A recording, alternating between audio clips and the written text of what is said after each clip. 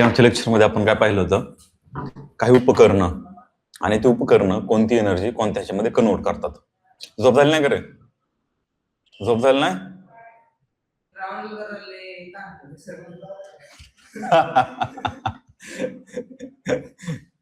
तू नव्हता वाटतं गेलेला, तू ग्राउंड मनापासून केलेलं दिसत नाही. मग तुझं चालू आहे का?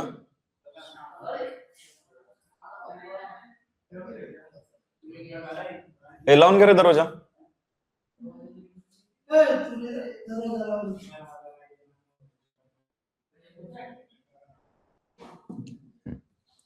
झोप लागली?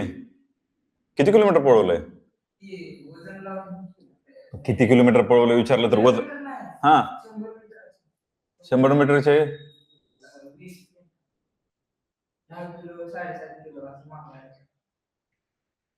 पहिल्याच दिवशी. हा, 2-3 आठवडे झालोय. आहार चांगला घ्या, बाकी काही का असा ना, आहार चांगला घ्या, बाकी काही नका, नाहीतर मसल परत वीक होतील. आपण उपकरणं बघितली होती. आता मी विचारतो, बाहेर जायचं बोलायचं असेल तर. आपण सांगितलं होते उपकरणं, रिवाइज करून घेतो मी तुमचं, कारण सिलेबस असा आहे की मी जर शिकवला तर एक 20 ते 25 दिवसात तुमचा पूर्ण सिलेबस संपणार आहे. जेवढं घेतोय आपण तेवढं व्यवस्थित घेऊ आणि पुढे जाऊ. ठीक आहे. आता सोलार सेल कोणत्या एनर्जीचं कोणत्या एनर्जीमध्ये कन्व्हर्जन करतं? सोलार सेल म्हणजे आपलं सोलार पॅनल्स वगैरे. कोणत्या? इलेक्ट्रिक एनर्जीमध्ये. डायनेमो. सायकलचं उदाहरण सांगितलं होतं मी, जुन्या काळात सायकल होत्या का वगैरे. ते जुने सायकल पाहिले का तुम्ही? जुन्या सायकल अशा हँडलच्या आहेत त्या. ठीक आहे. त्याला ना एक स्टीलचं पाठीमागच्या चाकाला हे लावलेलं असायचं बघा, हे असं, आणि ते हे असं असायचं. ते हे जे आहे असं वरचं, हे चाकाला घासायचं आणि हेतून अशी वायरिंग असायची, पुढे अशी गोल लाईट लावलेली असायची. हा डायनेमो. हा डायनेमो काय करतो की तुमची जी मेकॅनिकल एनर्जी आहे, कोणती मेकॅनिकल म्हणजे कोणती?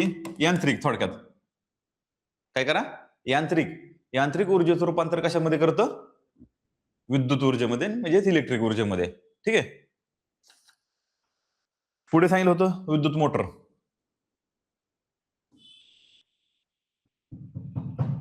आपली मोटर सांगितली होती मी, आपल्या शेतामधली मोटर. विहिरीतली मोटर. इलेक्ट्रिक एनर्जीचं कशामध्ये करते?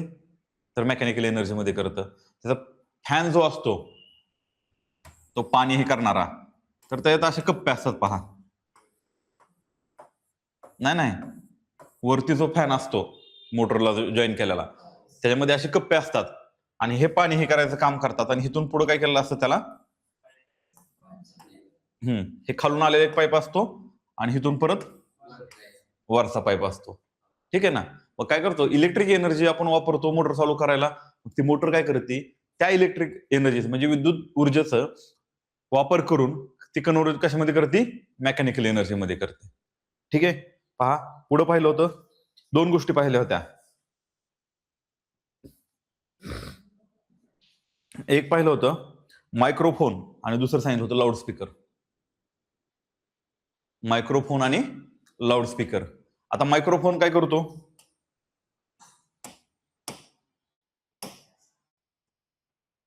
मायक्रोफोन काय करतो?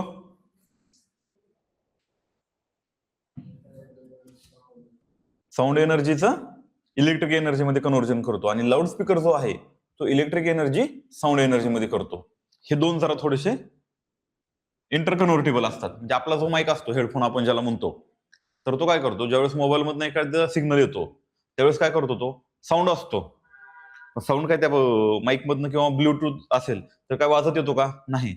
तर तो इलेक्ट्रिक सप्लाय असतो त्याच्यामध्ये कन्व्हर्ट करतो. म्हणजे साऊंड आहे तो काय करतो, विद्युत ऊर्जेमध्ये रूपांतरित होतो. नंतर विद्युत ऊर्जा कानापाशी ज्यावेळेस जातो त्यावेळेस परत ध्वनी ऊर्जेमध्ये रूपांतरित होते. हे काय झालं, आपला मायक्रोफोन.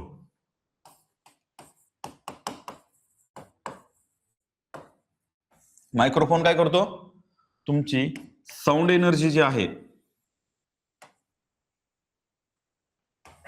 त्याचं कन्व्हर्जन कशामध्ये करतो, तर तुमच्या इलेक्ट्रिक ह्याच्यामध्ये.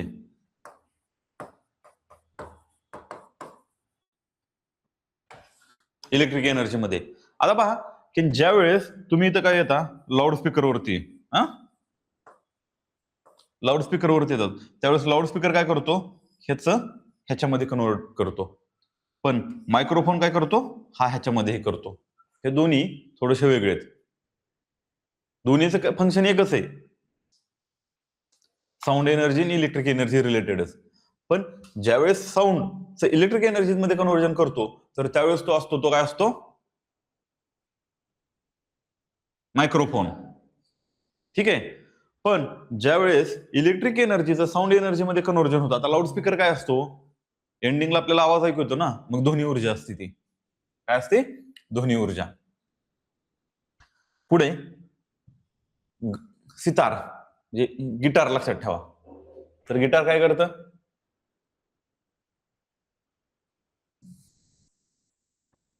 कोणत्या एनर्जीचं कोणत्यामध्ये रूपांतर करतं,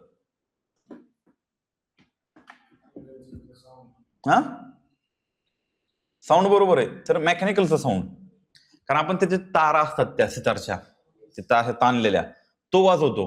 आता तिथं काय आहे की मेकॅनिकल डिस्टर्बन्स तयार होतोय, तिथं इलेक्ट्रिक करंट वगैरे काय होतो का नाही, आणि त्याचा आवाज येतो. तिथं कुठं बघितलं का तुम्ही, आता काही काही इन्स्ट्रुमेंट असतात त्यांना ते कनेक्ट केलेलं असतं, कारण का साऊंड प्युरिफाय होण्यासाठी, म्हणजे रेकॉर्डिंग चालू असतं तिथं, त्यामुळे ते हे कनेक्ट असतात वायर वगैरे हे ते. पण आपण ज्यावेळेस हे करतो तर त्यावेळेस आपण ऐकताना, मी जवळ वाजवलं का तुम्ही तिथं ऐकणार. म्हणजे काय की तुमची मेकॅनिकल एनर्जी, तुमची यांत्रिकी ऊर्जा जी आहे, त्या यांत्रिक ऊर्जेचं रूपांतर कशामध्ये होते, ध्वनी ऊर्जेमध्ये होतं. ठीक आहे. पुढं आता हे बल्ब आहे आपले, किंवा ट्यूबलाइट आहे, किंवा हिटर आहे. आता बल्ब असतं, बल्बला काय होतं, सप्लाय इलेक्ट्रिक एनर्जी सप्लाय झाली. इलेक्ट्रिक एनर्जीचं काय होतंय, प्रकाश ऊर्जा म्हणजे लाईट एनर्जी मध्ये कन्व्हर्जन झालं. ठीक आहे. पण त्याच ठिकाणी जर आपण पाणी तापवायचा हिटर घेतला तर तो हिटर काय करतो, ही उष्णता निर्माण करतो, बरोबर. मग उष्णता कशी निर्माण केली जाते, तर ती विद्युत ऊर्जा आहे आपली, इलेक्ट्रिक एनर्जी आहे, त्या इलेक्ट्रिक एनर्जीचं कन्व्हर्जन कशामध्ये होतं, तर हीट एनर्जीमध्ये म्हणजेच उष्णता ऊर्जेमध्ये रूपांतर होतं. ठीक आहे, समजलं का. आता मेणबत्ती जर जळली तर त्या मेणबत्तीमध्ये काही रसायनं असतात, मेण वगैरे असतं, मग ते मेणचं काय होतं, प्रकाश ऊर्जा निर्माण करतं. केमिकली तयार झाली ना मेणबत्ती, मेन काय आहे, केमिकल्स आहेत. समजा त्यात पॅराफिन वॅक्स असेल किंवा कोणत्या प्रकारचे वेगवेगळे वॅक्स असतील. ठीक आहे. तर वॅक्स म्हणजे काय, थोडक्यात केमिकल आहे. मग त्या रासायनिक ऊर्जेचं काय होतं, प्रकाश ऊर्जेमध्ये रूपांतरण होतं, बरोबर. पुढं कोळसा जर जळला तर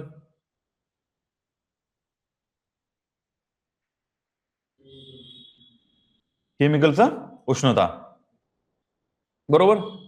आता त्या ठिकाणी तुम्ही म्हणाल जर कोळसा जळल्यावर प्रकाश पण भेटतो प्रकाश, पण मेन काय भेटतं, हीट भेटते. प्रकाश भेटतो पण मेन काय भेटते, तर उष्णता जास्त भेटते प्रकाशापेक्षा. आता आपला सेल असतो पहा, आता हे घड्याळ आहे, ह्या घड्याळामध्ये सेल असतो, तर ह्या घड्याळातला सेल काय कार्य करतो, कोणती ऊर्जा कुठं कन्व्हर्ट करतो, हा स्पष्ट बोलायचं. हा पण त्याला काय म्हणतात, हा आता एक सेल असतो आपला, तुम्ही जुने बॅटरी पाहिल्या, त्यात मोठे मोठे सेल असायचे, ते फोडले कधी, त्यात आतमध्ये काळं काळं हे निघतं, बरोबर का. मग ते काय असतं, त्यात केमिकल्स असतात. मग तो सेल काय करतो, केमिकल एनर्जी जी आहे ती विद्युत एनर्जी मध्ये कन्वर्ट करतो, कारण ह्याला करंट सप्लाय लागतो. आता बघा तुम्ही जुन्या गावाकडे जर बघितलं तर जीप लावून बघायचे बघा ते छोट्या सेलला, हा ते करंट लागतो का, काय असतं, विद्युत ऊर्जा निर्माण होते त्या केमिकल पासून. ठीक आहे.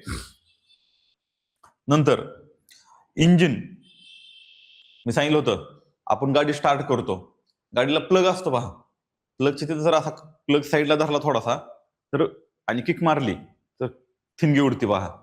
हा, पण ती एनर्जी निर्माण व्हायच्या अगोदर काय होतं, तर कंबशन म्हणतो आपण ज्याला, पेट्रोलचं कंबशन किंवा डिझेलचं कंबशन होतं. कंबशन होतं म्हणजे काय होतं, ते जळलं जातं आणि जळून काय करतं, ते उष्णता निर्माण करतं. कधी बघितलं का आपण गाडी थोड्या वेळ चालवली ती गरम होती. इंजिन काय होतं, गरम होतं. कारण काय होतं, पेट्रोल जळतं, जळल्यानंतर त्याचा धूर तयार होतो, तो आपण सायलेन्सर मधनं बाहेर पडतो. पण तिथं पेट्रोल जळतं म्हणजे काय होतं, उष्णता ऊर्जा निर्माण होते. पण पहा नंतर काय, ते इंजिन पळतं, परत ती चेन पाठीमागच्या चाकाला जोडलेली असती आणि ती गाडी पळती. म्हणजे काय होतं, इथं उष्णता ऊर्जेचं यांत्रिक ऊर्जेमध्ये रूपांतरण होतं. समजलं? पुढे आता जो आपला सेल असतो,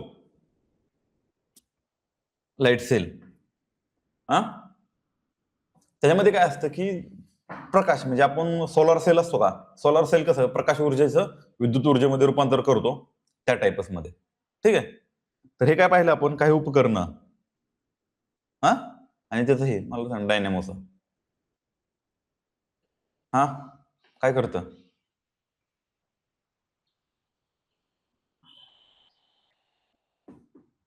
दुसरी वेळ आहे.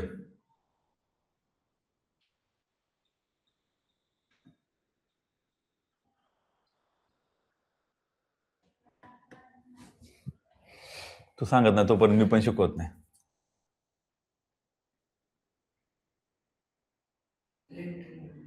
कशाचं?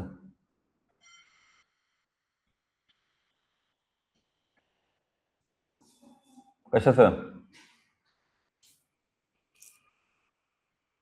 हे पहा, म्हणजे जी गोष्ट करायची ना ती मनापासून करायची. सक्सेस पुढची गोष्ट आहे. सक्सेस पुढची गोष्ट आहे. मिळेल ना मिळेल, थोड्या चुका होतील, हे होतील. पण ज्यावेळेस तुम्ही एखादी गोष्ट करता तिथं अटेंटिव्ह करा.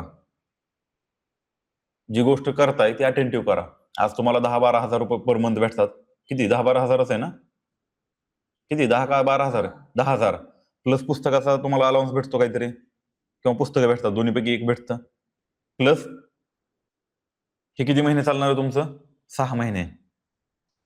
त्याच्यामुळं कोणत्या गोष्टीचा आपण कितपत फायदा करून घ्यायचा ते करा. कारण मॅटर असा असतो, आता तुमचा जो सिलेबस आहे, मी जर फास्टमध्ये घेतला तर मी 15 दिवसात संपवेल तुमचा. किती? 15 दिवस. 15 दिवस म्हणजे 15 लेक्चर्स. 15 लेक्चर्स म्हणजे किती? 30 तास. तरी पण मी रिपीट घेतोय, हळूहळू घेतोय मी. कारण काय, की तुम्ही आलात, तुम्हाला जास्तीत जास्त फायदा व्हावा. आता हा जर क्लास तुम्हाला, जर आता बाहेर जर गेलो तुम्ही, तर खूप प्रॅक्टिकली शिकवतात आणि सर निघून जातात.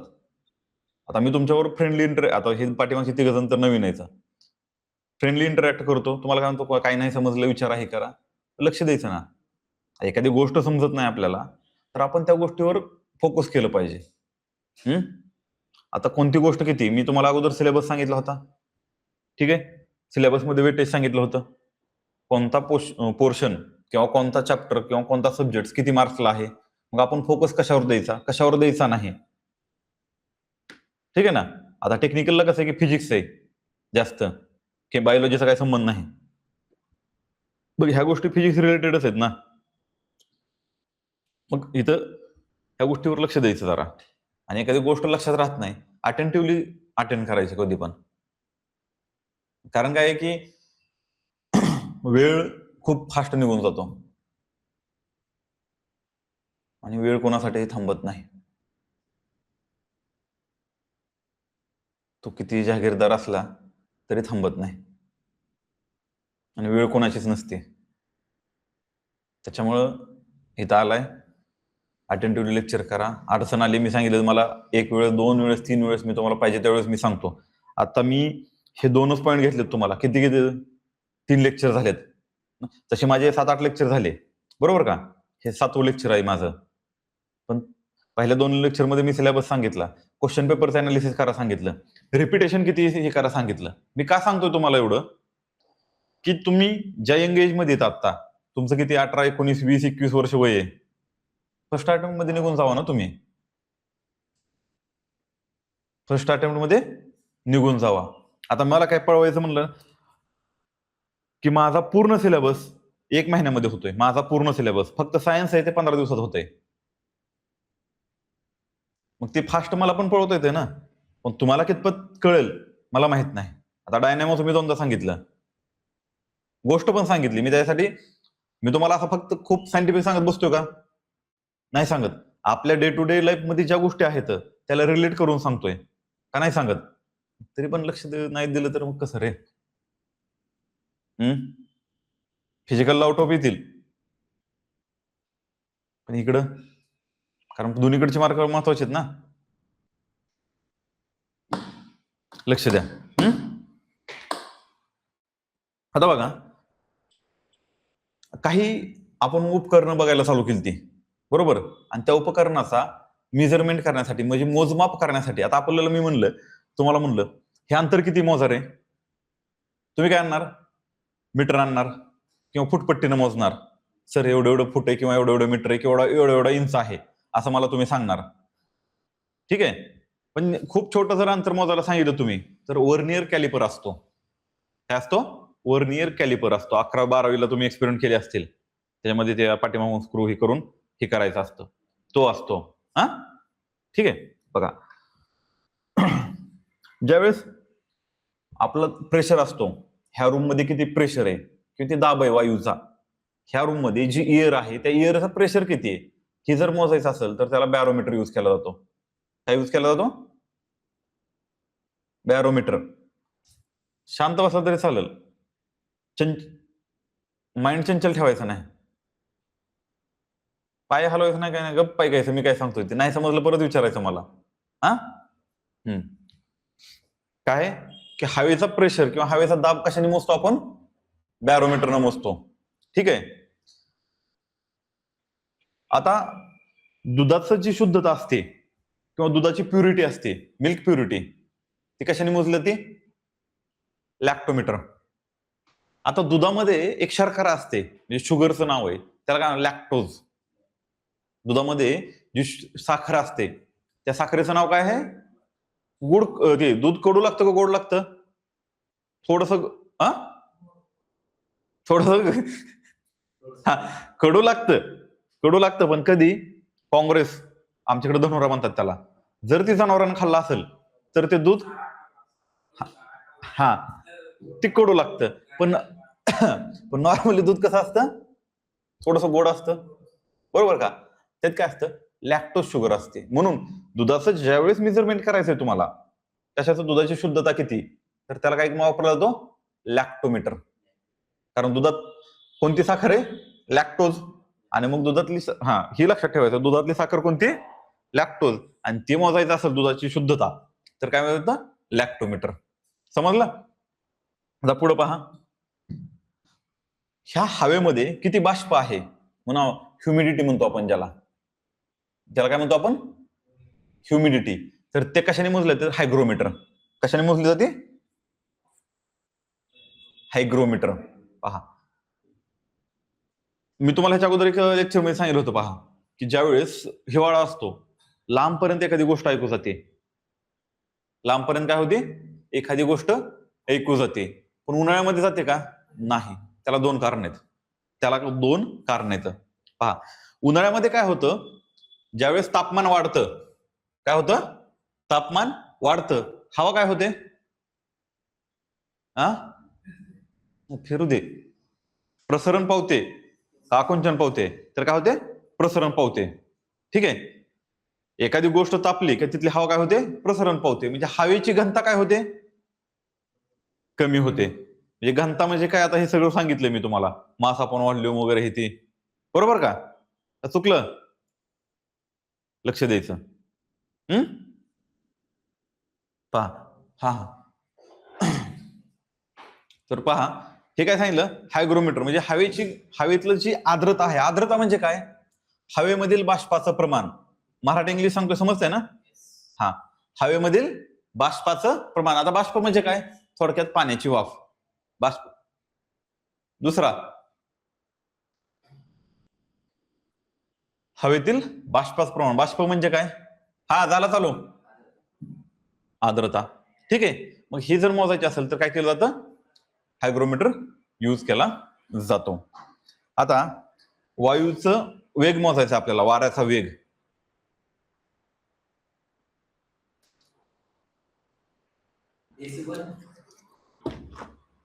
ती साऊंडच असते. हा, वाऱ्याचा काय मोजायचा आपल्याला? वेग मोजायचा आहे. तर त्याला काय असतं? ॲनेमोमीटर. काय असतं? ॲनेमोमीटर. ठीक आहे. ॲनेमोमीटर त्याचं दोन येतं. एक असतो विंड ॲनेमोमीटर, त्याला म्हणलं जातं. विंड म्हणजे काय? वारा. आणि त्याचा ॲनेमोमीटर. ॲनेमो म्हणजे हवा आणि मीटर म्हणजे मोजणे. म्हणजे हवेचा वेग जर मोजायचा असेल तर काय असतं? ॲनेमोमीटर. आता जी आपलं प्रकाश किरण आहेत, हा, ज्यावेळेस सोलार बसवायला जी लोक येतात, सोलार बसवण्यासाठी जी लोक येतात ती एक अँगल ठेवतात बघा सोलारच्या पॅनलचा. त्यांच्यापाशी ना एक रिडिंग असते पायरोनोमीटरची.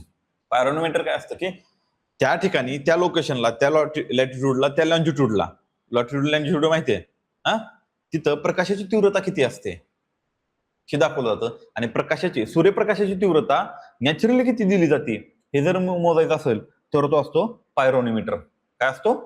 पायरोनोमीटर. ठीक आहे. पुढं आता लाईट ही क्वांटम किंवा स्पेक्ट्रम ह्या भागामध्ये मोजली जाते. स्पेक्ट्रम असतो लाईटचा. आपण लाईटचं आता हे कसं म्हणतो? प्रकाश झोत. तसं लाईटचा काय म्हणजे इंग्लिशमध्ये काय म्हणतात? लाईटचा स्पेक्ट्रम असतो. लाईटचा स्पेक्ट्रम मोजण्यासाठी स्पेक्ट्रोमीटर असतो. काय असतो? स्पेक्ट्रोमीटर.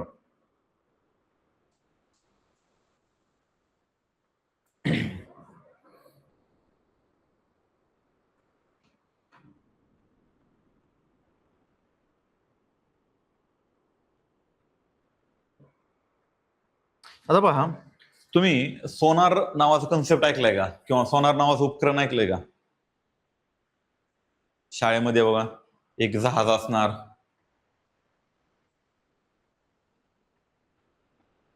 ही जहाज आहे अशी, हा, ह्याच्या खाली असं हे उपकरण आहे. हे इथं उपकरण असतं बसवलेलं, इथं असतं उपकरण बसवलेलं, आणि ते काय करतं? साऊंड सोडतं. काय करतं? साऊंड, ध्वनी सोडतो. हा ध्वनी जिथपर्यंत अडथळा नाही तिथपर्यंत खाली जाणार पाण्यातून, जिथं अडथळा आहे तिथून रिटर्न येणार. मग काय की पाण्यातले जे डेप्थ आहे, पाण्यातला किती खाली किती वर आहे, हे ज्यावेळेस बघायचं काम करायचं असतं, पाण्यात काय अडथळा येतो का. आता तुम्हाला एक मूवी माहितीये का हो, की अटलांटिक? हा, त्याचा मूवीचं नाव मला आठव ना, पण ते जहाज होतं अटलांटिका नावाचं, ते ना बर्फला जाऊन धडकलं होतं. टायटॅनिक, अटलांटिक म्हणतो, टायटॅनिक. हा, टायटॅनिक नावाचं जहाज होतं, म्हणून म्हणलं मला जरा आठवत नाही. टायटॅनिक नावाचं जहाज होतं. आता पाण्यात जहाज जात होतं, ठीक आहे. हे पाणी, हे जहाज असं होतं इथं, ठीक आहे. काय झालं इथं? एवढा त्यांना काय झाला? बर्फ दिसला. बर्फाची वैशिष्ट्य काय आहे? वरी, पाण्याच्या वरती 10%च पार्ट दिसतो. पाण्याच्या वरती, पाण्यात जर बर्फ टाकला तुम्ही, पाण्याच्या वरती फक्त 10% पार्ट दिसतो. जो 90% पार्ट आहे तो पाण्याच्या खाली असतो. आणि ह्यांच्याकडे असली काय उपकरण नव्हती त्यावेळेस, सोनार वगैरे. पुढे काय अडथळा आहे का, किती मोठं आहे, काय छोटं आहे, काय काय काय संबंध नाही. ते गेले, धडकले. किती मोठं जहाज होतं? खूप मोठं. म्हणजे आपले जे ग्रामीण भागातले गाव आहेत, असले 25-30 गावं बसतील एवढं मोठं जहाज होतं ते. म्हणजे फॅमिली बसतील असे. ते जहाज मोडून पडलं होतं. म्हणजे तो बर्फाचा तुकडा केवढा मोठा असेल बघा. ठीक आहे. तर मग ते असले काय हे नव्हते. मग आता खालून चाललंय जहाज, मग खाली अडथळे असू शकतात जहाजाला. जहाज काय इथं 2 फूट आणि 4 फूट असं नाही ना. 100 मीटर उंच, 200 मीटर उंच, 300 मीटर उंच. मग खालून काहीतरी अडथळा येऊ शकतो. पाण्याखाली पण बुडलेलं असणार आहे ते. मग डिटेक्ट कसं करायचं? त्यासाठी हे सोनार नावाचं उपकरण आहे. हा काय करतो? हा ध्वनी सोडतो इथून.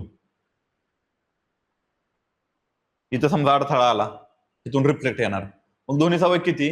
समजा 300 किलोमीटर पर सेकंद आहे. 300 मीटर पर सेकंद आहे. इथून मी ध्वनी सोडला, इथं गेला ध्वनी आणि इथं रिटर्न आला. रिटर्न किती आला? 4 सेकंदाचा रिटर्न आला.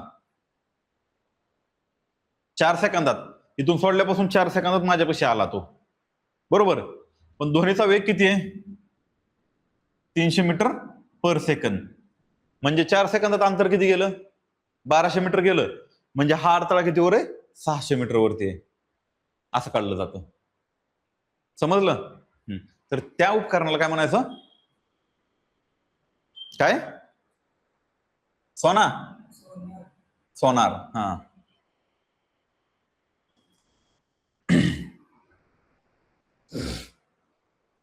12वी मध्ये प्रयोग केले का?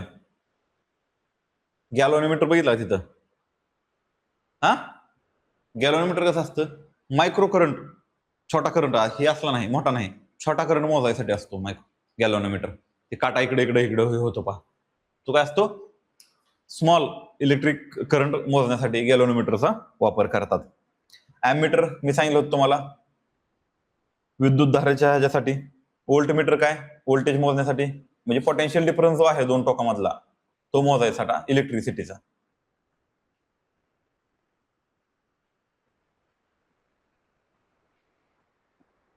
पीएच मोजायचा आहे आपल्याला एखाद्या गोष्टीचा, तर काय वापरलं जातं?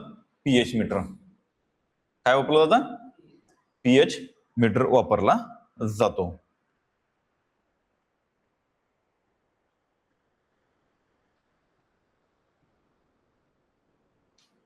तापमान मोजायला काय तुम्हाला माहिती आहे? थर्मामीटर असतो. उष्णता मोजायसाठी काय असतं? तापमान मोजायचं आणि उष्णता मोजायची फरक आहे. टेम्परेचर म्हणजे काय असतं? म्हणजे तापमान म्हणजे काय असतं आणि उष्णता म्हणजे काय असतं? काय फरक आहे? कारण दोन्ही वेगवेगळ्या मोजली जातात.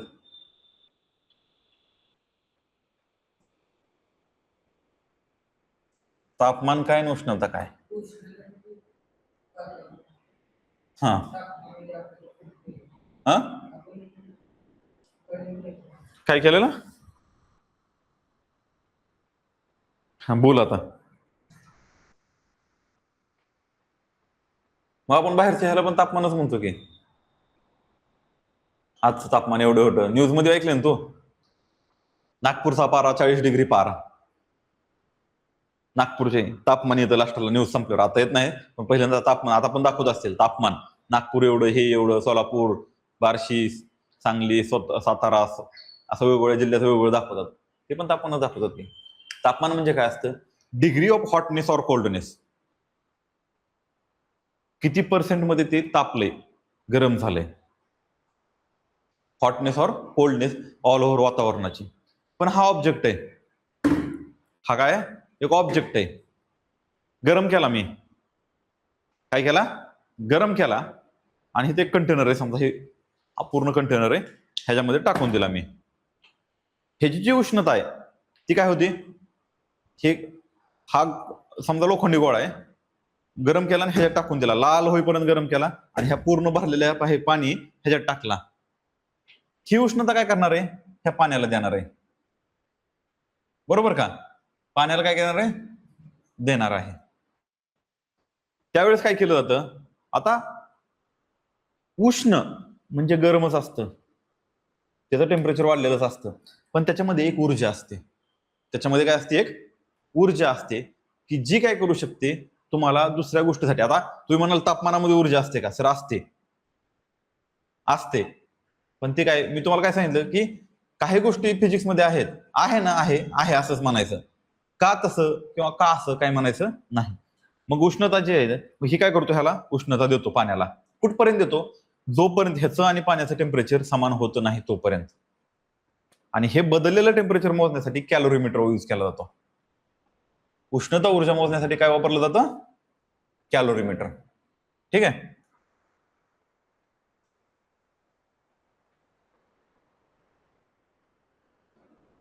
ठीक आहे. आता पण हे झालं नॉर्मल.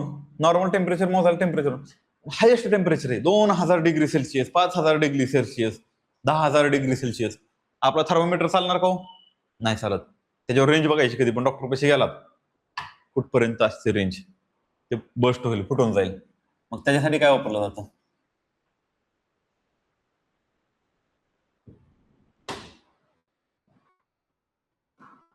पायरोमीटर. पायरोमीटर काय वापरला जातो? पायरोमीटर वापरला जातो.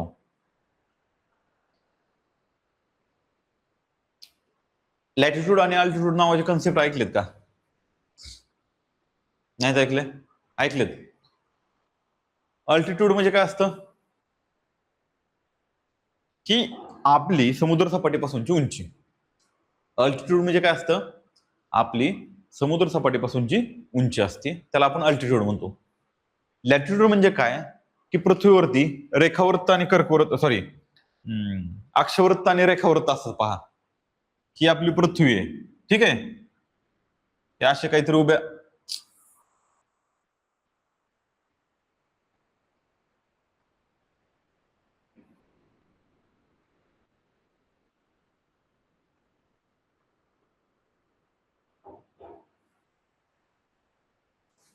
ही आपली पृथ्वी अशी, ही झाली लॉन्जिट्यूड, ठीक आहे.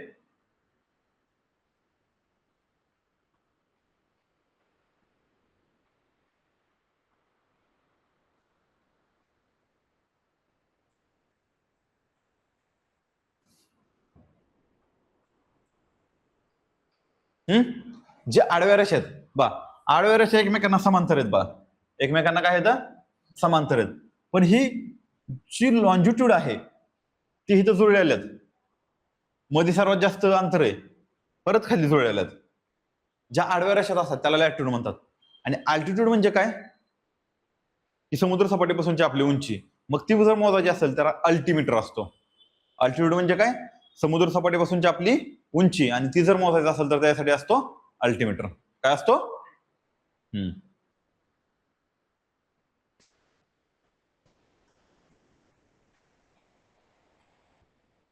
आता मला सांगा, एखादं लिक्विड आहे, द्रव, त्याची घनता मोजायची असेल तर कशाने मोजली जाते?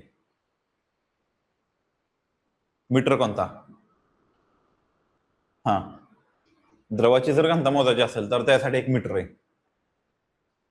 आता जो घन पदार्थ आहे त्याची घनता मोजायची म्हणलं की आपण काय करणार? मास आपण व्हॉल्यूम लगेच काढून येणार, ठीक आहे ना. पण लिक्विड आहे, त्याची जर मोजायची असेल तर काय केलं जातं? हायग्रोमीटर. काय केलं जातं? Sorry, hydrometer. हायड्रो बर का, हायड्रोमीटर. हायग्रो म्हणलं का? कशासाठी असतो? आपल्या वातावरणातले, काय सांगितलं होतं मी? उष्णतेसाठी कॅलरीमीटर, आर्द्रता, ह्युमिडिटी. ह्युमिडिटीसाठी हायग्रो असतो. आणि हायड्रो म्हणलं की द्रवाची घनता मोजण्यासाठी असतो. पुढे आता भूकंप मोजायचा आहे, रिश्टर स्केल, ठीक ना, त्यासाठी असतो सिस्मोग्राफ. काय असतो? सिस्मॉलॉजी म्हणजे काय असतं? भूकंपाचा अभ्यासशास्त्र. सिस्मोग्राफ म्हणजे काय असतो? किती झाला, कसा झाला, काय झाला हे सांगणार सिस्मोग्राफ, ठीक आहे. आता फक्त एकदा मी विचारतो तुम्हाला आणि पुढचा पॉईंट घेऊ आपण, ठीक आहे, फास्ट मध्ये. मोनोमीटर अगोदरच्या लेक्चरला सांगितलं होतं. लिक्विड किंवा गॅसचा जर प्रेशर मोजायचा असेल तर मोनोमीटर असतो. पण फक्त आपल्या वातावरणातल्या जर प्रेशर मोजायचं असेल तर बॅरोमीटर असतो, ठीक आहे. दुधाची शुद्धता मोजायसाठी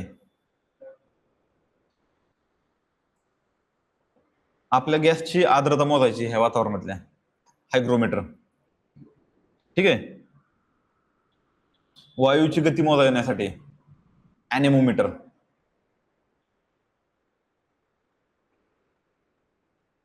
सोनार. पण साऊंड काय?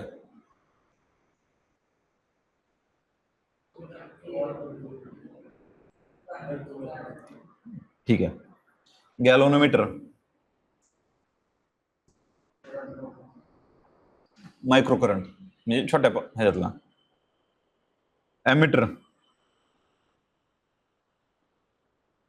इलेक्ट्रिक करंट पण जनरल रेग्युलर ह्याच्यात. व्होल्ट मीटर, पोटेन्शियल डिफरन्स म्हणजे व्होल्टेज मोजण्यासाठी. पीएच मीटर, थर्मोमीटर,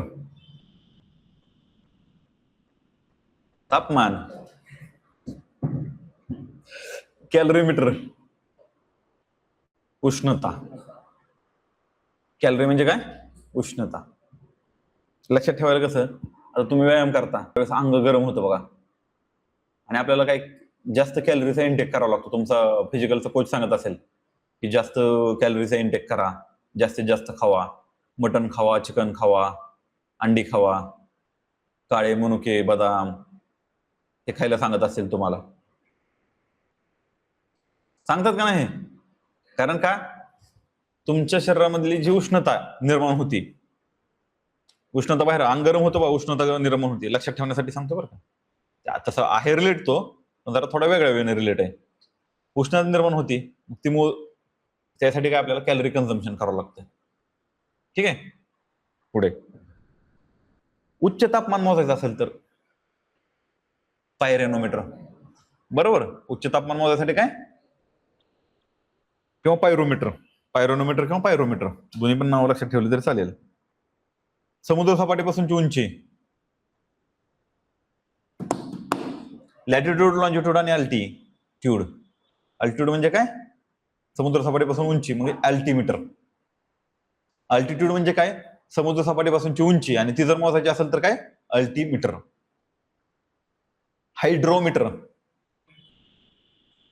हायड्रो बर का, DRO. हायग्रो नाही. द्रव्याची घनता. बरोबर. आणि सिस्मोग्राफ म्हणलं का? भूकंपाच्या रिलेटेड.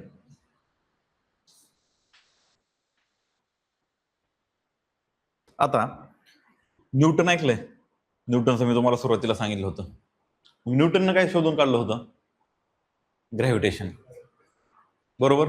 ग्रॅव्हिटेशन मध्ये काय म्हणलं होतं न्यूटन? सांग.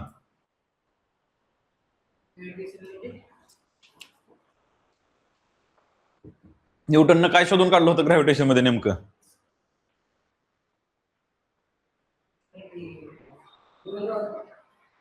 ठीक आहे. पहा, न्यूटनचे गतीचे नियम आहेत. ठीक आहे. ते नियम किती आहेत गतीचे? 3 नियम आहेत. बरोबर. मग 3 नियमामध्ये काय सांगितले त्याने, की काही गोष्टी डिफाईन केलेल्या आहेत. काही गोष्टी डिफाईन केलेल्या आहेत, की ही जी न्यूटनचे गतीविषयक नियम आहेत त्याच्यामध्ये काही काही सांगितले त्याने. पहिले पहा,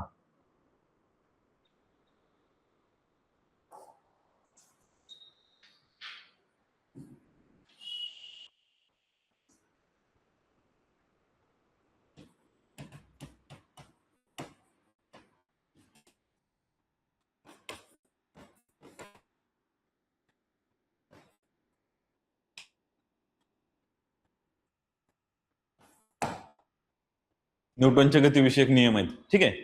3 नियम आहेत. त्या 3 नियमामध्ये 2 गोष्टी रिलेट आहेत.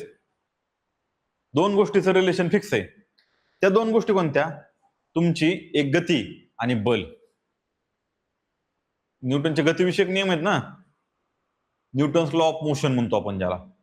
तुमचे मोशन आणि फोर्स ह्याच्यामध्ये इंटरलिंकिंग आहे. त्याच्यामध्ये काय आहे इंटरलिंकिंग?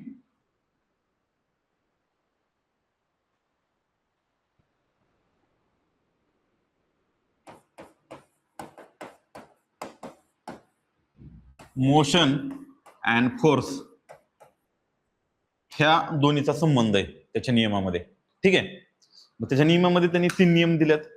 एक एक नियम बघणार आहोत आपण. ओके. आता पहा,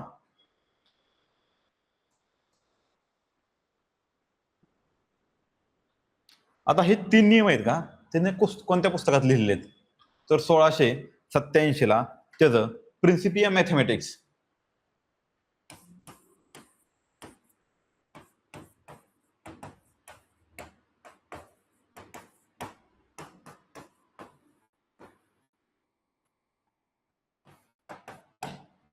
प्रिन्सिपिया मॅथमॅटिक्स नावाचं पुस्तक आहे. त्या पुस्तकामध्ये त्यानं 3 नियमाचं डिटेलमध्ये विश्लेषण केलेलं आहे. आणि त्या 3 नियमामध्ये काय आहे संबंध? तुमची जी गती आहे आणि बल आहे ह्याचा संबंध दिलेला आहे. ठीक आहे. एवढं इंट्रोडक्शन.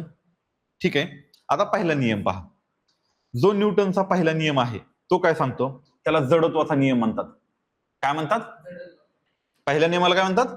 जडत्वाचा नियम.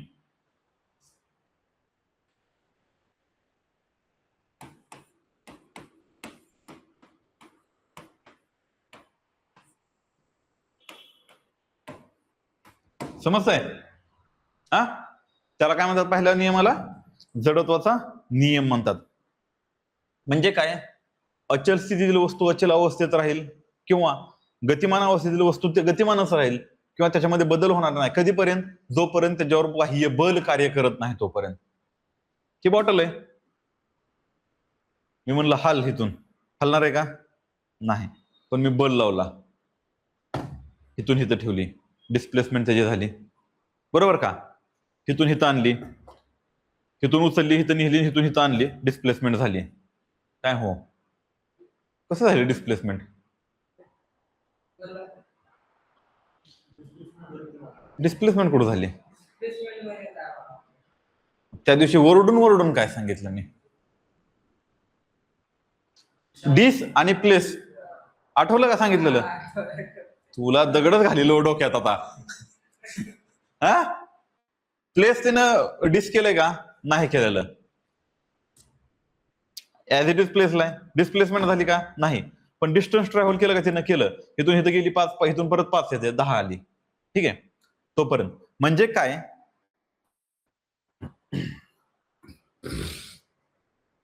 जी गती अचल अवस्थेत आहे ती अचलच राहणार आणि गतिमान गती गतिमान अवस्थेतच राहणार जोपर्यंत त्याच्यावर कोणतंही बाह्य बल कार्य करत नाही. ठीक आहे, तर ह्याला काय म्हणलं जातं? जडत्वाचा नियम, law of inertia. Law of inertia असं म्हणलं जातं. एखादी गोष्ट आहे ह्या स्थितीमध्ये राहते जोपर्यंत त्याच्यावर बाह्य बल कार्य करत नाही. तो तिथं बसलाय, तू स्वतःच बल लावत नाही, तोपर्यंत तसा बसणार. पण मी येऊन इकडून तुला ढकलून दिलं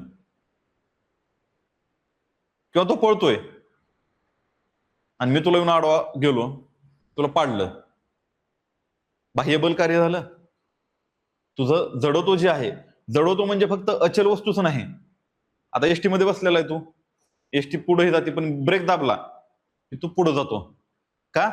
तुझं जडत्व त्या मोशन बरोबर झालेलं असतं, त्या स्पीड बरोबर तुझं जडत्व असतं. ठीक आहे, आता गुण काय आहेत त्याचा? हा, हे झाले डेफिनेशन. ठीक आहे, एखादी स्थिर वस्तू कधीपर्यंत स्थिर राहणार आहे? जोपर्यंत त्याच्यावर कोणतंही बाह्य बल कार्य करणार नाही. ठीक आहे, किंवा एखादी गतिशील वस्तू आहे, तो कधीपर्यंत गतिशील राहणार? जोपर्यंत त्याच्यावर दुसरं कोणतं बाह्य बल कार्य करणार नाही. बाह्य बल म्हणतोय बरं का मी, कारण तू पळतोय हे तुझं इंटरनल बल आहे.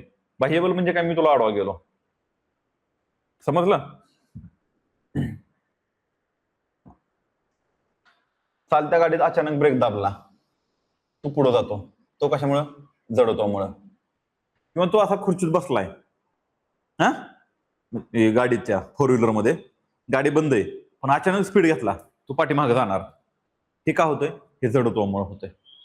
किंवा हा शर्ट आहे असा, हा, धूळ बसलेला, शर्टवर काठी मारली, शर्ट पाठीमागे जातो पण धूळ आहे अशी दिसते बघ तुला, ती जडत्व असतं. ठीक आहे, समजला? मग मला सांगा आता पहिला नियम काय? जड नाही, आता मी जेवढं सांगितलं का न्यूटनचं, तेवढं पहिल्या नियमाचं डिटेलमध्ये सांगायचं. उठून उभा राहा आणि सांग. हा, मी जडत्वाचा हा नियम आहे, त्याची ही उदाहरणं आहेत. आणि संबंध कशामध्ये असतो? आणि फोर्स म्हणजे काय? गती आणि बल ह्याच्यामध्ये संबंध असतो. हा, सांग. हा, बोल. मुली नाहीत म्हणून तुला विचारतोय, मुली असल्यावर तुला एवढं विचारणार नाही. परत म्हणणार सर तुम्ही मुली समोर मला लय अपमान करताय. हा, काय तुला सांगायचं सांग.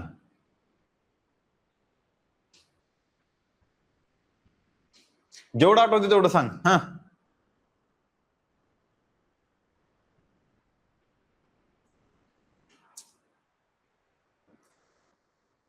असं चेहराही करू नको तू. हे पहा, तुला इथं मी सर्व दिलंय. हा हा, आता सांग. इथं लिहिलेला आहे नियम, सर्व सांगितलंय, ते बुक प्रिन्सिपल असं सांग सर. न्यूटनचा गतिविषयक नियमाबाबत, न्यूटनचे गतिविषयक 3 नियम आहेत. हा, ते नियम कशा सांगितलं? 1687चा प्रिन्सिपिया मॅथमॅटिक्स पुस्तकात सांगितले. न्यूटनच्या 3 नियमामध्ये मोशन आणि फोर्स बद्दल संबंध सांगितलेला आहे. आणि पहिला नियमाला जडत्वाचा नियम असंही म्हणलं जातं. मग तो जडत्वाचा नियम म्हणजे काय, की बाह्य बल कार्य करत नसताना, असं सांग ना. सांग आता. हा हा 1486 पुस्तकात पहिला नियम जडत्वाचा नियम. त्यामध्ये बाह्यबल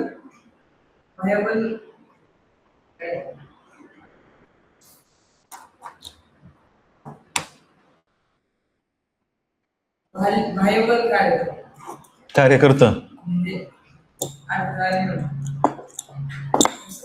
लक्ष देत नाही. नाही नाही नाही.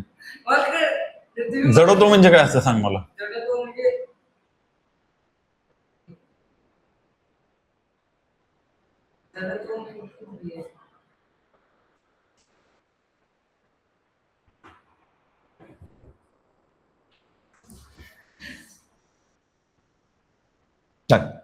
जडत्व म्हणजे काय असतं, एखादी गोष्ट अचल अवस्थेत असेल तर ती अचल राहणार, किंवा ती चल अवस्थेत असेल तर त्याच चल अवस्थेत राहणार जोपर्यंत बाह्य बल कार्य करत नाही.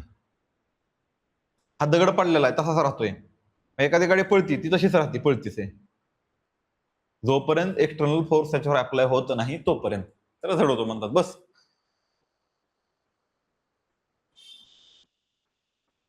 आता दुसरा नियम.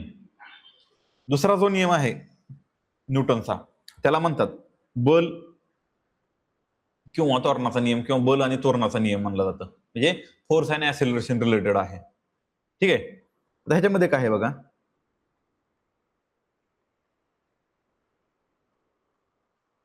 Force is equal to M A. Force is equal to काय असतं, एम ए. हा दुसरा नियम सांगतो. ठीक आहे. म्हणजे ह्याच्यामध्ये कसं आहे, बलाचा एकक काय,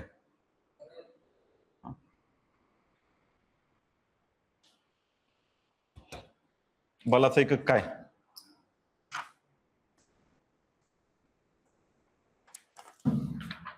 हा,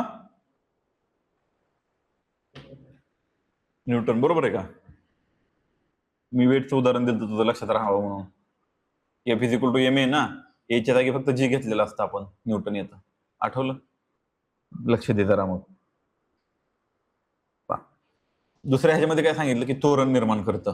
म्हणजे त्वरण काय असतं, एक समान राहतं किंवा बदलतं, डिपेंड करतं या बलावरती.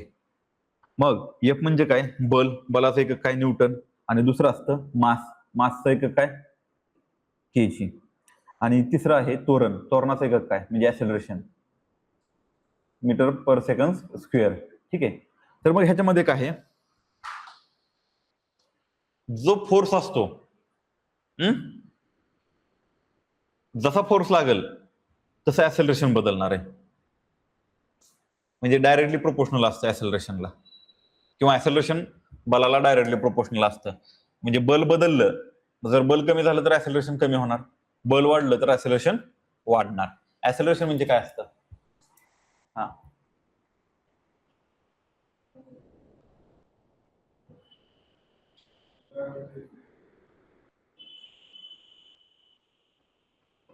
त्वरण म्हणजे काय नेमकं, हा तिथून सुरुवात करतो.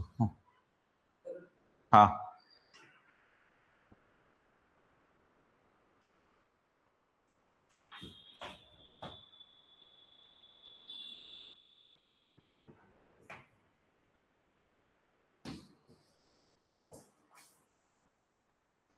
दहा एक मिनिटं एक्सप्लेन केलेलं बघा एका लेक्चर मध्ये मी, आणि नंतर रिपीट बी केलेलं आहे. बरोबर ना रे.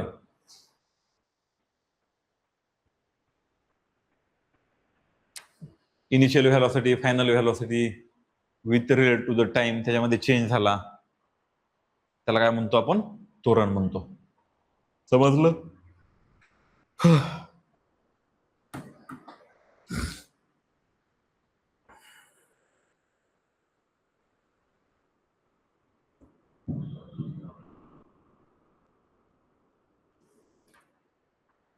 आठवलं का.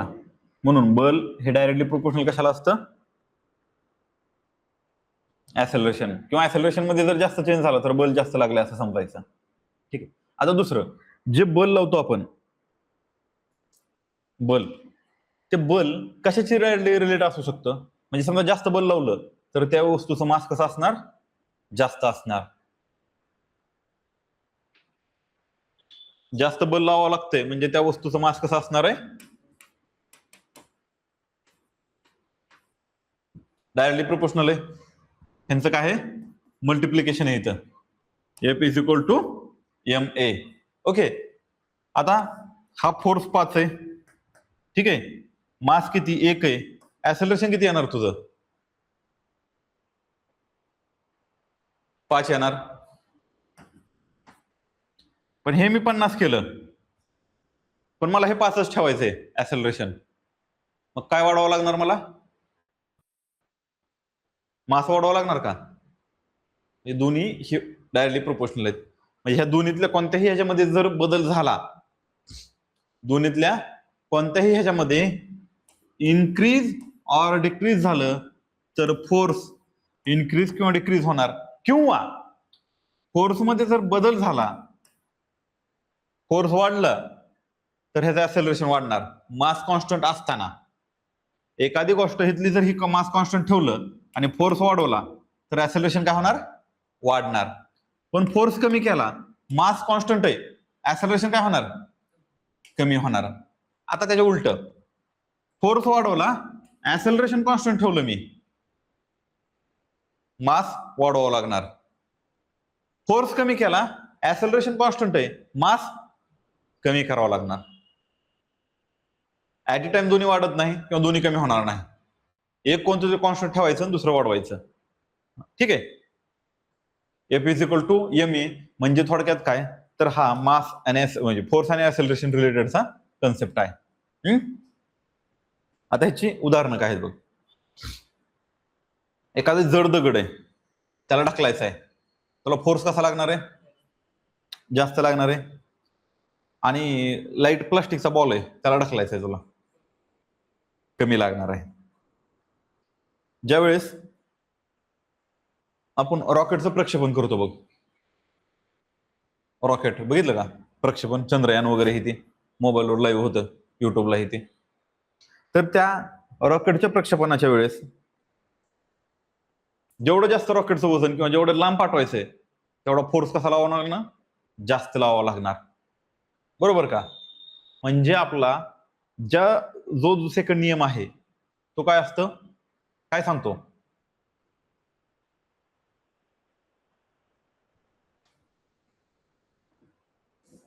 हा,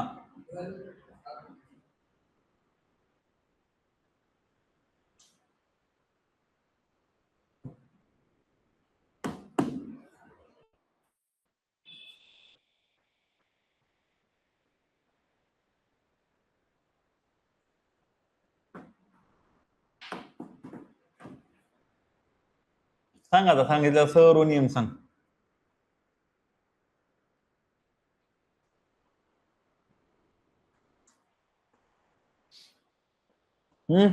सांग.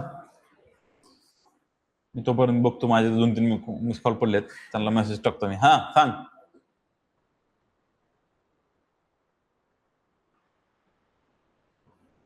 मला सांग आता, आपण मोमेंटम पाहिलं होतं का? मोमेंटम म्हणजे पी पाहिलं होतं. पी इज इक्वल टू काय बघितलं होतं? हा,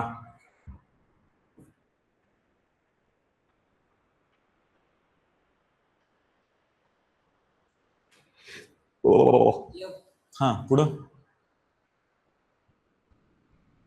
एम व्ही बघितलं होतं. ऍक्सेलरेशन चेंज होतंय, व्हेलॉसिटी चेंज होणार का? व्हेलॉसिटी चेंज झाल्यावर ऍक्सेलरेशन चेंज होणार आहे, कारण V2 minus V1 upon T वगैरे आपण हे करून काढतो ते. ठीक आहे. म्हणजे काय, न्यूटनचा दुसरा नियम काय सांगतो? संवेग परिवर्तनाचा दर प्रयुक्त बलाशी समानुपाती असतो. The rate of change of momentum is directly proportional to force. आता परत म्हणू नको, मला मराठीमध्ये कळत नाही, इंग्लिशमध्ये पण सांगितलं मी आता. संवेग परिवर्तनाचा दर हा प्रयुक्त बलाशी काय असतो? समानुपाती असतो. हे बल आहे. अरे कुठलं काय, आणि हे ए आहे. ठीक आहे, हा न्यूटनचा दुसरा गतिविषयक नियम आहे. समजला? झाला? ठीक आहे. आता तिसरा, हे जे उदाहरण लक्षात ठेव, रॉकेटचं प्रक्षेपण. आता तिसरा, every action has an equal reaction. थोडक्यामध्ये प्रत्येक क्रियेला ही प्रतिक्रिया असते. तो जाऊन भिंतीला धडकला, काय होईल? तू गेला, ह्या भिंतीला असा जोरात धडकला,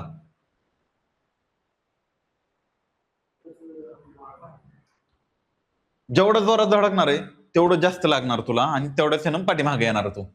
ठीक आहे. आता बघ, ह्या न्यूटनच्या काय आहे की न्यूटनचे काय म्हणतं, ह्या म्हणजे प्रत्येक ऍक्शनला तेवढ्या फोर्सची इक्वल रिॲक्शन होत असते. हा न्यूटनचा तिसरा नियम आहे. ठीक आहे. आता ह्याच्यामध्ये बघ,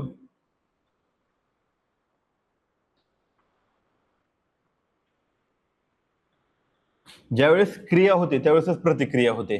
का तू तिथं मारून आल्यानंतर 2 तासांनी ती तुला मारायला येणार आहे? ऍट अ सायमल्टेनियस टाइम असं म्हणलं जातं त्याला. काय म्हणलं जातं? सायमल्टेनियस टाइमलाच हे होतं. ठीक आहे. आता पुढे बघ,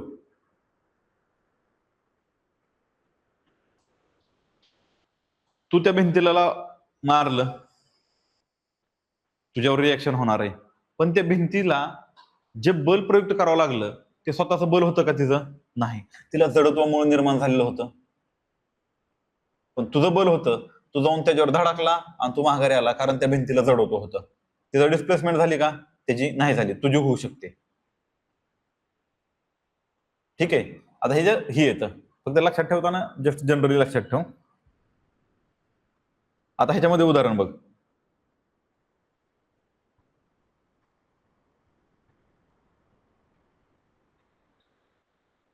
आता बघ, मी तुला सेकंड ह्याच्यामध्ये काय सांगितलं होतं, संवेग परिवर्तनाचा दर प्रयुक्त बलाशी समानुपाती असतो रॉकेटचं. ह्याच्यामध्ये जे रॉकेट असतं त्यात खाली जी धूर सोडतो ना, खाली ती तेवढ्या फास्ट वर जातं. गाडीचा ऍक्सेलरेटर जेवढा फास्ट हे करशील तेवढ्या फास्टनी गाडी जाते, पण जेवढ्या फास्ट खाली पाठीमाग धूर सोडला जातो तसं. ठीक आहे.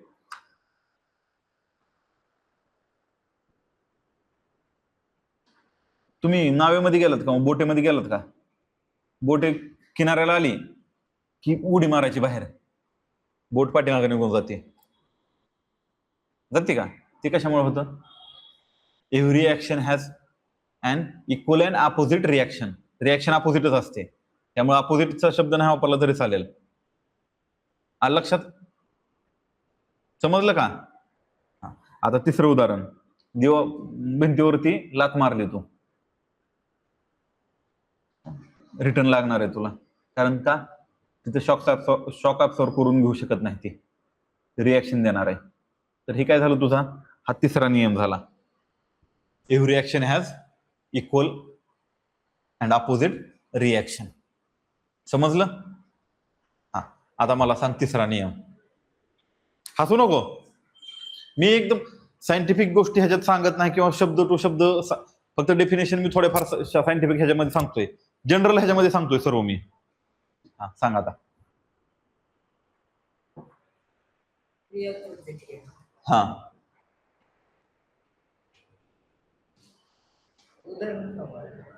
काय सांग मला, तू फक्त बोल. हा,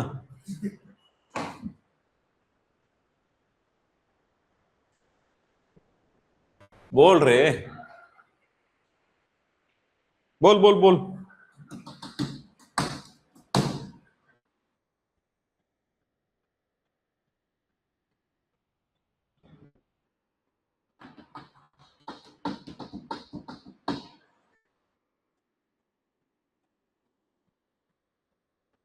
हा बोल, फास्ट फास्ट बोलायचं रे.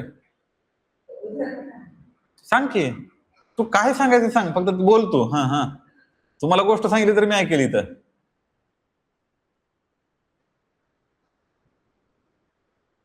सरपंच होत्या तर म्हणजे आणखीन 1-2 वर्षांनी. तू इथं माझ्यासमोर बोलायला बाहेर लागलाय. हा, लगा गावगप करता आलं पाहिजे बोलून. तिथं तू माझ्या समोरला काय बोलायला व्हायला लागला म्हणल्यावर कसं व्हायचं?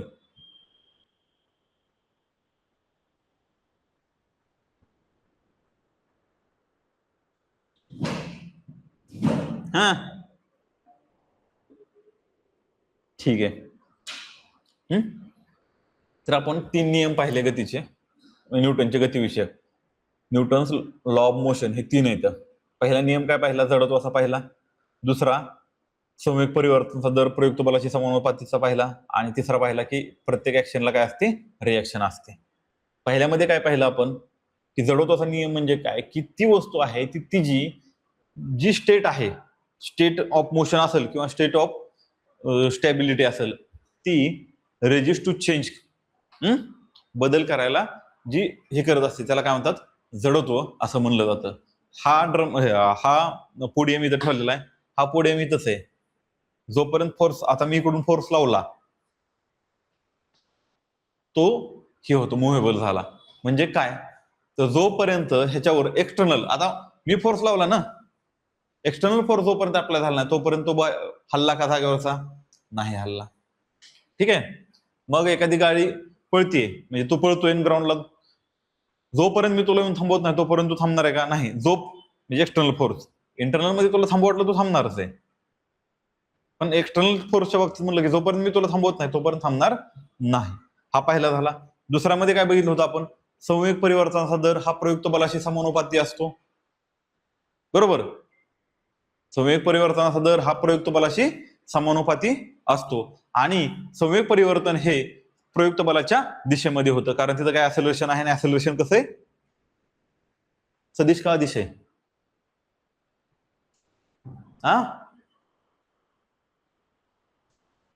ऍक्सेलरेशन म्हणजे त्वरण सदिश राशी का अदिश राशी?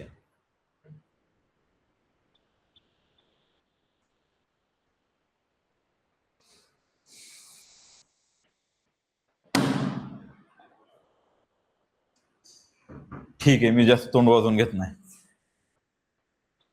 ठीक आहे, हे पाहिलं आपण. तिसऱ्या नियमामध्ये काय पाहिलं? ऍक्शनला रिएक्शन असते. जेवढ्या फास्ट रॉकेटला वर जायचंय तेवढ्या फास्ट मध्ये तो काय करणार आहे? खाली गॅस सोडणार आहे. ओके. आता आपले जी मोशन असतात, मोशनचे वेगवेगळे प्रकार आहेत. मोशनचे काय आहेत? वेगवेगळे प्रकार आहेत. लिनियर मोशन ज्याला म्हणतो आपण, सरळ रेषीय गती किंवा एक रेषीय गती ज्याला म्हणतो आपण, त्याला म्हणतो लिनियर मोशन म्हणलं जातं. ह्याच्यामध्ये काय असतं?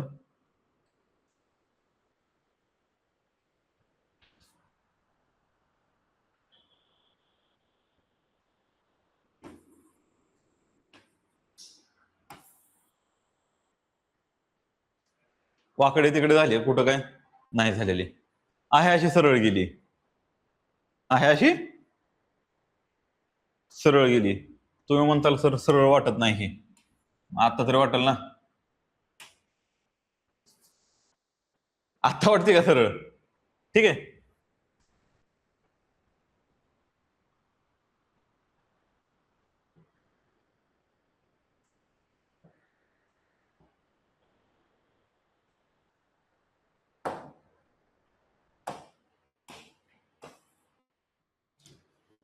ही ट्रेनचं स्टेशन आहे, हे पुणे.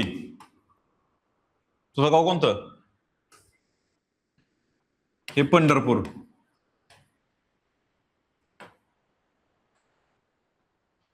एका सरळ डायरेक्शन मध्ये गेली ती. त्यावेळेस काय म्हणतो आपण? लिनियर गती किंवा एक रेषीय गती असं म्हणलं जातं. समजलं हे? आता पुढं बघ.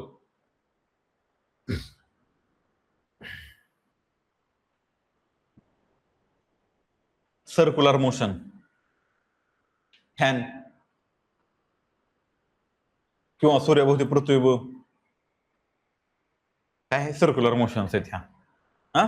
याला काय म्हणतो आपण? वर्तुळाकार गती.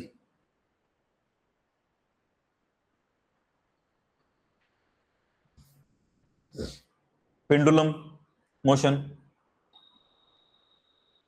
रिपिटेशन होतं बघ त्याचा. हा पेंडुलम आहे इथं, तो इथं जाणार आहे, परत इथं येणार आहे. सॉरी, हा असा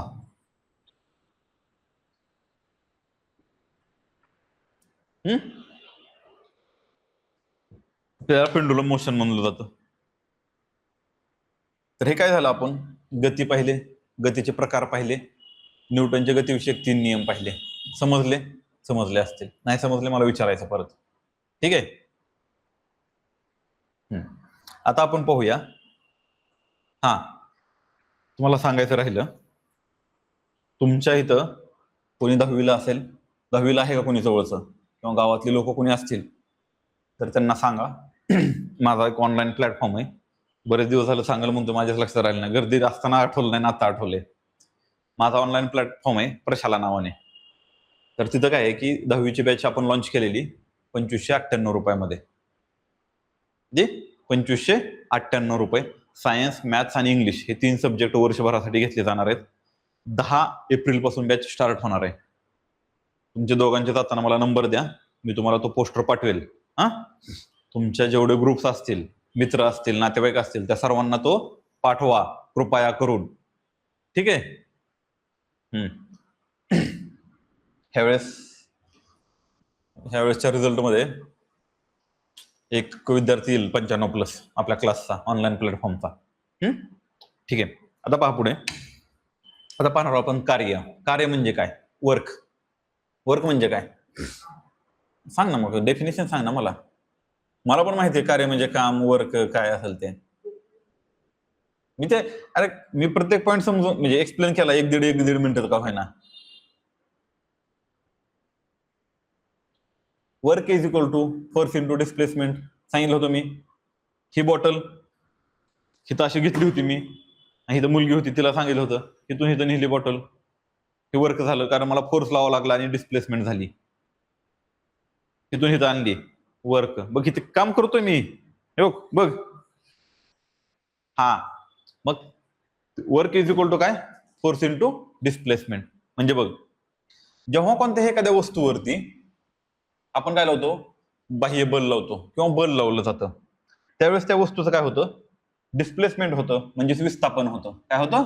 विस्थापन होतं. तर त्यावेळेस वर्क डन झालं असं म्हणतो. ठीक आहे. आता इथे खड्डा खांदायचा आहे, इथं खड्डा खांदायचा आहे. मी असा फक्त खड्ड्याकडे बघत बसलो, म्हणजे त्या मातीकडे बघत बसलो, तिथं काय वर्क झालं का? नाही. पण तिथलं जी आहे ती माती उचलून मी 10 किलोमीटर निघून टाकतोय, वर्कडन आहे ना. माती खोदली, दुसरीकडे कुठतरी नेऊन टाकली, वर्कडन होतंय का? होतंय. म्हणजे काय? ज्यावेळेस एखाद्या वस्तूवरती बल लावलं जातं आणि त्या बलामुळं त्या वस्तूचं विस्थापन होतं, डिस्प्लेसमेंट होतं, त्यावेळेस काय म्हणलं जातं? वर्क डन असं म्हणलं जातं. ठीक आहे.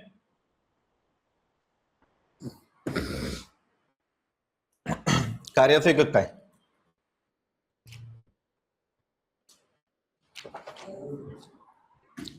त्याच्याकडे बघतो सारखं, त्याच्याकडे. तुला कधी येणार? काय विचारलं की लगेच पाठीमागं बघतोय, काय विचारलं की पाठीमागं बघतोय. अरे तुला कधी येणार मग? का तुला पास नाही व्हायचं? आज म्हणणार सरांनी सकाळपासून माझ्यावरच ताशेरा लावलाय, अभ्यास कर, नाहीतर पप्पांचा नंबर दे तुझ्या मला, मी बोलतो. म्हणून तर जास्त स्ट्रेस दे ना. मग तुला काय म्हणलंय मी, सिलेबस बघ, तुला काय महत्वाचं आहे ते बघ, आणि त्या गोष्टी ज्या वीक आहेत ते सुरुवातीला करून घे. परत मग तुला क्लास परत लावत बसावं लागतील हे 6 महिने झाल्यावर. परत म्हणणार ही लावतो ती लावतो. तिथं आहे तोपर्यंत समजून घे ना. तुला काय अडचण आहे का? मग कार्याचं एकक काय? जूल. हा, बलाचं एकक आणि विस्थापनाचं एकक डिस्प्लेसमेंट.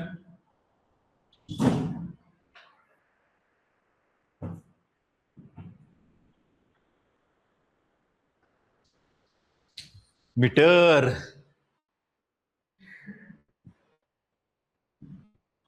लक्ष दे रे शहाण्या. आता कार्याचे प्रकार असतात वेगवेगळे. कार्य म्हणजे काय? आपल्याला माहिती की ज्यावेळेस आपण बल प्रयुक्त करतो त्यावेळेस त्या वस्तूचं विस्थापन जे होतं त्याला आपण म्हणतो कार्य म्हणतो. W is equal to FS. S म्हणजे काय? डिस्प्लेसमेंट. किंवा W is equal to FD म्हणलं जातं, फोर्स इंटू डिस्प्लेसमेंट असंही म्हणलं जातं. एक असतं बल सकारात्मक, दुसरं असतं नकारात्मक. पॉझिटिव्ह वर्क आणि निगेटिव्ह वर्क. पॉझिटिव्ह वर्क कधी होतं?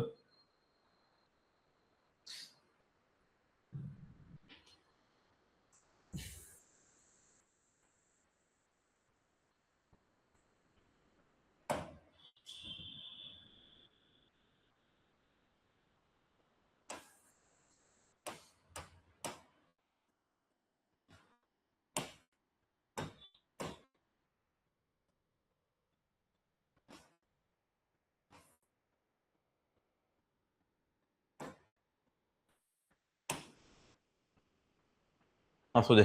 हा बघ, ही वस्तू आहे, मी फोर्स असा लावतोय ह्याला, म्हणजे चेअर आहे,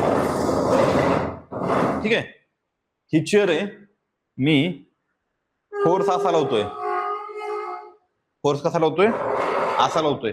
फोर्सची डायरेक्शन कोणती, ही अशी, वस्तू पण त्याच दिशेने ही होती, तर ती काय झाली, पॉझिटिव्ह डिस्प्लेसमेंट झाली. मग तिथं पॉझिटिव्ह वर्क डन झालं. म्हणजे ज्यावेळेस बलाची डायरेक्शन आणि विस्थापनाची डायरेक्शन एकच असते, तर त्याला काय म्हणायचं, पॉझिटिव्ह वर्क डन म्हणायचं, किंवा डिस्प्लेसमेंट पण पॉझिटिव्ह, पण वर्क डन मेन म्हणजे तुझं कसं आहे, पॉझिटिव्ह आहे. पण दुसरं, बल ज्या दिशेने लावलं जातंय त्याच दिशेच्या विरुद्ध काय होतं, त्याचं विस्थापन होतं. गाडी पळवतोय तू, गाडी कशी चालली, पुढं, ब्रेक दाबला तू, गाडी थांबते. बल इकडे,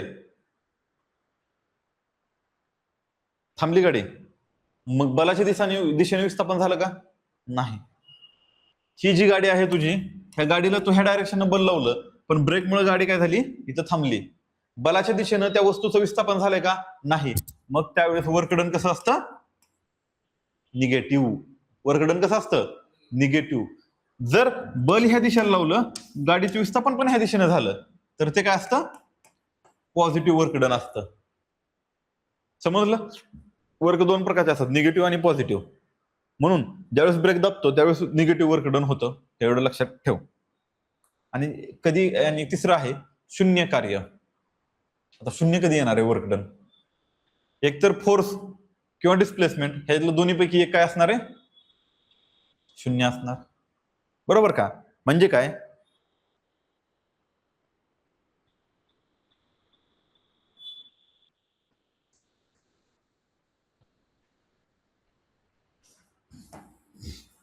भिंत आहे, हे भिंतीला जाऊन तो असा फोर्स लावला, भिंत हलणार आहे का जागेवरची,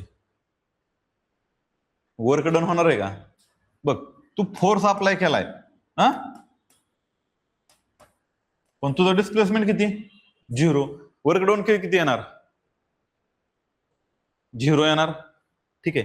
पुढे हा असा आहे, ओके, हे असं आहे, हा जरा टफ आहे, म्हणजे टफ म्हणजे तुम्हाला नाही एवढं डिटेलमध्ये, पण मी सांगतोय तुम्हाला समजण्यासाठी. ठीक आहे. हा काय आहे, कोणता कोण आहे, काटकोन आहे. कॉस थिटा जर 90 असेल, कॉस थिटा जर 90 असेल, एफ एस, समजा इथं work done F S cos theta, cos theta 90 म्हणजे काय असतो, इज इक्वल टू 0 असतो. कॉस थिटा 90 म्हणजे इज इक्वल टू 0 असतो. म्हणजे वर्क डन अशा वेळेस काय येतं, 0 येतं. आता तू म्हणणार सर ह्याचा काय उपयोग होतो कुठं, आपली पृथ्वी फिरती सूर्याभोवती, आपली पृथ्वी हा सूर्य आहे, ही आपली पृथ्वी अशी इलेक्ट्रिकल ऑर्बिट मध्ये फिरते, असा 90चा अँगल करते फिरताना ती, बरोबर का. मग पृथ्वीला फिरायला एनर्जी कुठून येते, प्रश्न आहे ना. ऊर्जेशिवाय तर काहीच होत नाही, पृथ्वीला फिरायला एनर्जी कुठून येते, तर तिथं त्यावेळेस हे अप्लाय होतं. एका ठराविक उंचीवर गेल्यानंतर त्याला गती प्राप्त होती, ठीक आहे, गती प्राप्त होती. पण कॉस थिटा ज्यावेळेस 90 असतो, म्हणजे हा अँगल 90 होतो, त्यावेळेस वर्क डन 0 होतो, की वस्तू तशी फिरत राहते, वर्क डन कसं असतं, 0 असतो, त्याला एनर्जी लागत नाही. तुम्ही काही इन्स्ट्रुमेंट बघितले असतील बघा बाजारात, काही बॉल असतात, एकदा फिरवला किंवा ती फिरतच असते बघा त्या आतमध्ये, त्याला एनर्जी कुठून लागते, नाही. तर त्या पाठीमागे सायन्स असतं, वर खाली वर खाली वर खाली होत राहतो तो, आलं लक्षात. ते पृथ्वीचं असतं ते F S cos theta work done 0 येण्यासाठी आहे. ठीक आहे. तिथं शून्य कार्य होतं. कार्य किती होतं, शून्य. पॉझिटिव्ह कार्य, निगेटिव्ह कार्य आणि शून्य कार्य अशा गोष्टी आपण बघितलेल्या आहेत.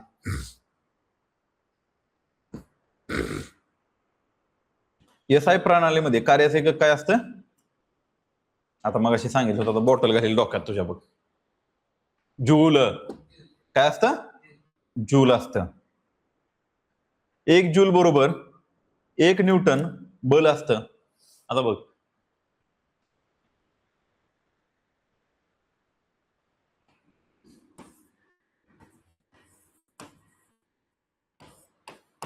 1 जूल बरोबर 1 न्यूटन बल इंटू 1 मीटर डिस्प्लेसमेंट झाली.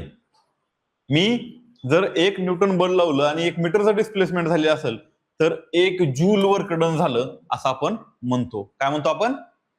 1 जूल वर्क डन झालं असं आपण काय म्हणतो. ठीक आहे. तर हे काय पाहिलं? कार्य पाहिलं. आता पुढचा पॉईंट थोडासा जरा मोठा आहे त्यामुळे आपण इथं थांबू. पुढचा पॉईंट उद्याच्या लेक्चरला घेऊ. उद्या म्हणजे आता मी सोमवारी येईल त्यावेळेसच घेईल. हा, समजतंय रे? नाही समजलं तर वाचायचं आणि वाचून परत माझ्याकडे यायचं मग सर मला हे समजलं नाही.